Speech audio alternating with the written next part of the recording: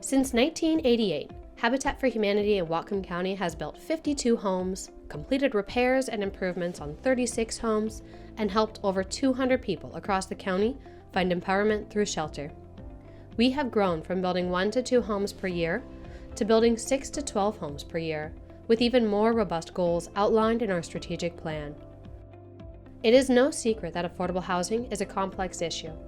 So how have we been able to achieve this growth in our ability to build affordable homes in our community? Though we haven't solved the entire puzzle yet, we have made great strides in putting the pieces together. The first piece comes down to our volunteer support. Without volunteers, our work would not be possible.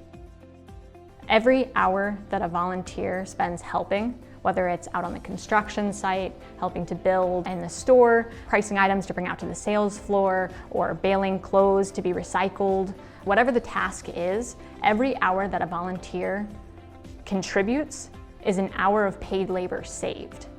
And collectively, those hours add up to help make the home more affordable for our home buyers. So this allows Habitat to provide a second mortgage and enables our lower income earners access to a mortgage that actually fits their income. In addition to volunteer support, Habitat Whatcom has a long tradition of engaging the private sector in our mission through gift-in-kind services or materials. Many companies have skilled labor or excess building materials that they are willing to contribute in order to help Habitat build. You know, our local contractors and local vendors have a great opportunity to be involved in this process, right? Where Habitat can rely on local resources to fill in these gaps, where they can reduce cost but not diminish the overall quality of construction. And so what we do is we donate a few days rental on every time that need comes up to just alleviate the cost of equipment for Habitat. Our community has been so supportive of us, United Rentals, that it's really our obligation as a business to return that. Like the cost of labor and materials, the cost of land has increased significantly over the years and places the affordability of a Habitat home at jeopardy. To solve this puzzle piece, Habitat has transitioned to utilizing the land trust model to keep homes affordable now and into the future. A great example of this model at work is our Telegraph Townhomes project, which is a collaboration between Habitat, the Whatcom Community Foundation, and Colshan Community Land Trust. Telegraph Townhomes project will provide a housing solution for 50 families within the Bellingham city limits. This partnership was structured to expand both of our organizations' capacities as well as highlight our strengths. Habitat being the affordable home builder and Colshan bringing in the subsidies, closing the loans, and managing the trust. The basic principles behind the land trust model are that when the house is sold, the homeowner buys the house itself, the land goes into the trust. This brings down the cost of the home, and it also creates an opportunity to put covenants in place that control the resale price of the house when it goes to be sold again in the market. There will always be some costs associated with building a home that cannot be fully covered by our incredible volunteer labor, gift in kind, or even by removing the cost of land from the price of the home. As such, a fourth puzzle piece that we have taken great strides to solve is access to low-cost capital, or funds that we can access at a lower or 0% interest rate. One of the puzzle pieces we know from Habitat and so many other organizations working on affordable housing in this community and across the nation is that low interest capital is really critical. And there are lots of different ways that organizations can get access to that capital, but they're not as prevalent as we'd like them to be. So we've been very lucky, thanks in part to Habitat bringing the idea to us of setting up a fund called the Threshold Fund that we opened in order to utilize the dollars that are contributed to that fund as a loan guarantee. And what that means is just like you might go to a family member or a family friend and say, I'd like to buy a home, but I need somebody else to co-sign the loan. That's basically what's happening with a loan guarantee. Someone else is bringing their assets alongside yours and they're making that capital more affordable. So that's the beauty of the Threshold Fund. It's recyclable dollars that get to make the interest rate lower because the bank is taking less risk, and then more people get more access to affordable homes. Volunteer support.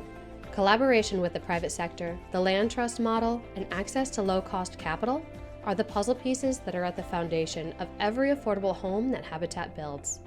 These pieces are instrumental to Habitat's ability to provide our partner homebuyers with a mortgage that they can afford and a permanent affordable housing solution for their family.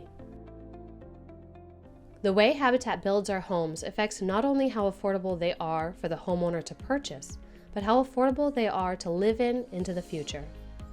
Within construction, we are implementing 3 puzzle pieces to ensure permanent affordability: efficiency, use of appropriate technology, and climate resiliency.